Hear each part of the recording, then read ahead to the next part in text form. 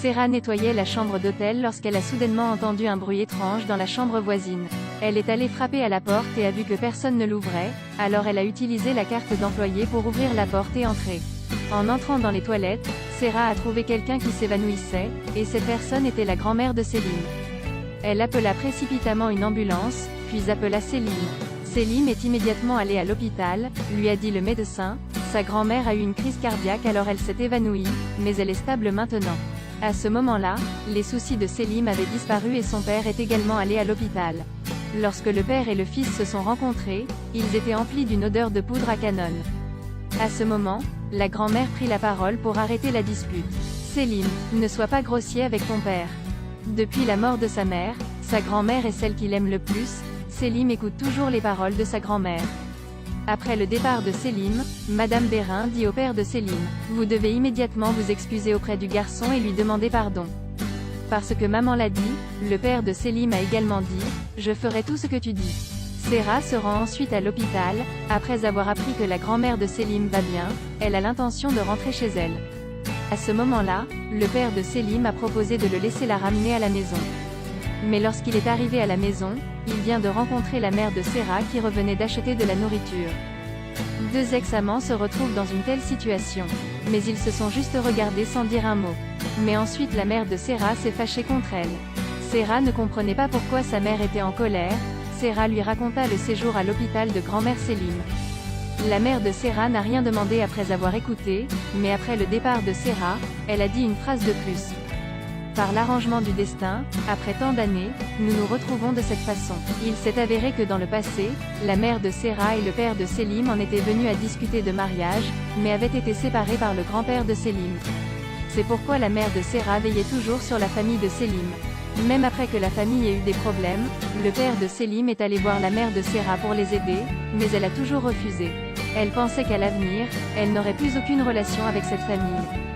Mais de façon inattendue maintenant sa fille aime le fils de ce type. Elle ne pouvait que jurer dans son cœur que s'il osait blesser sa fille, elle ne les laisserait pas seuls cette fois. Et maintenant, le père de Selim a pu trouver le numéro de téléphone de la mère de Serah, mais il a hésité à appeler. Il était clair qu'il ne semblait pas être en paix dans son cœur. Cette nuit-là, il retrouva Selim, reconnut sincèrement son erreur et demanda pardon à son fils. « Ne me regarde pas comme ça, si j'ai fait une erreur, je dois m'excuser auprès de toi. Tu es très important pour moi, mais je ne sais pas comment l'exprimer, encore moins quoi dire, je ne trouve pas de moyen de l'exprimer. Quoi qu'il en soit, depuis qu'ils l'ont dit, la relation entre les deux n'est plus aussi mauvaise qu'avant. » Un jour, le père de Selim prépare une fête de famille et dit à sa fille d'appeler Selim et Serah chez eux pour le dîner. Pendant la fête, le beau-frère a fait l'éloge de Serah sans cesse. Quant au père de Selim, parce que la fille est la fille d'un ex-amant, il aime aussi beaucoup Serah. Et quand mamie apprend que Serah est celle qui lui a sauvé la vie à l'hôtel, elle a aussi une très bonne impression d'elle. Mais à ce moment-là, la belle-mère a dit des choses qui ont fait détester les autres. EQ est faible, toujours moche, ne pouvez-vous pas voir les yeux de son mari et de sa belle-mère la regarder? La fête s'est terminée, Serah était sur le point de partir, lorsque la femme de chambre a apporté le sac de Serah, mais l'a négligemment laissé tomber par terre. Une montre est tombée, la deuxième femme du père de Selim l'a ramassée et l'a regardée. Voici la montre de Biricik. Pourquoi la montre est-elle dans votre poche? À ce moment, Selim arrive. Qu'est-il arrivé? La montre de Biricik, elle a dit qu'elle était perdue. Maintenant dans la poche de Serah. Pour quelle raison? Pourquoi cette montre est-elle dans votre poche? Et en entendant le ton de sa belle-mère comme si elle interrogeait un criminel, Serah fondit en larmes. Elle regarda Selim et pensa qu'il parlerait pour elle, mais maintenant il se tut. Le garçon a ramené sa petite amie à la maison, mais la fille était considérée comme une criminelle par sa belle-mère. Tout à l'heure, la montre de Biricik est tombée du sac de Serah. Mais elle ne savait pas pourquoi cette montre était dans sa poche. Elle ne savait pas comment l'expliquer, et les regards étranges de chacun faisaient piétiner son estime de soi. À un moment où Serah ne savait pas comment, Selim a finalement pris la parole. Il a dit qu'il avait mis la montre dedans. « Puis-je le mettre dans votre poche? Je l'ai ramassé par accident et je l'ai mis dans ton sac. » Et ces mots ont aidé Serah à sortir de sa situation difficile. Le malentendu a été dissipé et le père de Selim s'est excusé auprès de Serah et a dit à la fille de ne pas trop s'inquiéter de ce qui s'était passé plus tôt. Mais après que Selim l'ait ramenée à la maison, il lui a demandé de lui expliquer la montre. « N'as-tu pas dit que tu l'as ramassée et que tu l'as mis dans ma poche? » « Oui, je dis ça parce que je ne veux pas que tu sois gêné devant tout le monde. » Serra comprenait maintenant que Selim avait dit ça tout à l'heure pour qu'elle ne soit pas gênée devant sa famille, maintenant il voulait qu'elle s'explique. Cela lui fit penser qu'il ne lui faisait pas confiance et, pendant un instant, Serra fut furieuse. Tu es si diabolique. Je pensais que tu étais un homme. Selim voulait qu'elle se calme, mais pour l'instant, Serra était en colère et n'écoutait pas. Elle a repoussé Selim et a dit qu'elle ne voulait plus le voir. Selim ne savait pas quoi faire à ce stade, il devait donc rentrer chez lui en voiture. En chemin, il se souvint des paroles de Serra. Je ne l'ai pas ramassé ni volé, je pense que quelqu'un chez vous l'a mis dans ma poche. Soudain, il se rendit compte qu'il était un imbécile. Après cela, Selim est allé voir sa belle-mère pour essayer de comprendre ce qui se passait, mais elle n'a montré aucune expression étrange. Il n'y avait aucune preuve, donc il ne l'a pas révélée. Mais à ce moment-là, Serra devant la maison n'est pas entrée, mais elle est allée au parc près de chez elle et a pleuré seule.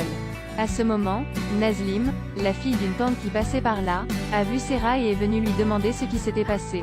Et quand Nazlim a su le début et la fin de tout, son expression a soudainement changé. Il s'est avéré qu'il y a quelques jours, Biricik a pris un taxi pour se rendre à l'école, laissant négligemment un sac à cosmétiques dans la voiture. À cette époque, Nazlim et un garde nommé Ali étaient également là. Et après que le chauffeur a su qu'il connaissait Biricik, il leur a donné un sac à cosmétiques. Nazim a vu une montre dans sa poche, qui semblait chère, alors les deux ont voulu la vendre pour de l'argent.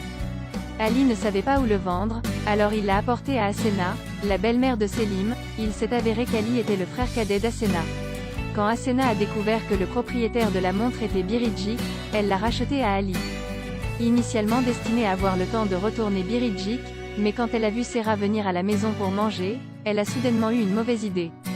Il s'est avéré qu'elle a ordonné à quelqu'un de mettre la montre dans la poche de Serra et a intentionnellement laissé tomber le sac par terre. Cela a fait tomber Serra dans un piège.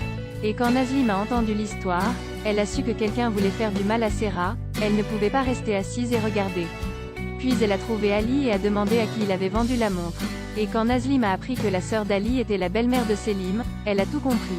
Elle a ensuite raconté cette histoire à Barbar, le patron gangster du quartier. Barbar a toujours considéré Serra comme une sœur, il ne laisse pas les autres la harceler. Il a donc demandé à Nazlim d'appeler Selim. Dans le même temps, la mère de Serra a également découvert tout. La mère de Serra a estimé que sa fille avait souffert d'un tel ressentiment dans cette maison qu'elle a décidé d'aller personnellement voir le père de Selim pour parler.